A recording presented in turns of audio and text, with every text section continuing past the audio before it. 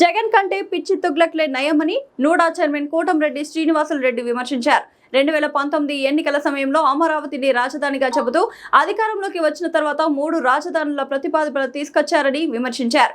చరిత్రలో తుగ్లక్ ఒక్కసారి మాత్రమే రాజధానిని మార్చాడని, కానీ జగన్ మాత్రం 3 రాజధానుల పేరుతో ప్రజలను అయోమయానికి గురిచేశారని అన్నారు. 2029 ఎన్నికల్లో కూడా కూటమి ప్రభుత్వమే అధికారంలోకి వస్తుందని జగన్ స్వయంగా తన ప్రెస్ మీట్ ద్వారా చెబుతున్నారని ఎద్దేవా చేశారు. నెల్లూరులోని ఎన్టీఆర్ భవన్లో ఆయన మీడియాతో మాట్లాడారు. అమరావతి అంటే ఇష్టం లేని జగన్ అక్కడికి రౌడీలను పంపించారని, అమరావతి పరిరక్షణ పేరుతో వచ్చిన వారిని రైతులే కోడిగుడ్లతో ఆందోళన చేశారని అన్నారు. రాష్ట్రంలో శాంతి భద్రతలకు విఘాతం కలిగించేలా వైసీపీ వ్యవహరిస్తోందని ఆరోపించిన కోటంరెడ్డి అమరావతి శరవేగంగా అభివృద్ధి చెందుతుండడం జగన్ కు నచ్చడం లేదన్నారు. పెట్టుబడిదారులు ఏపీకి రాకుండా బెదిరింపులకు పాల్పడుతున్నారని కూడా విమర్శించారు.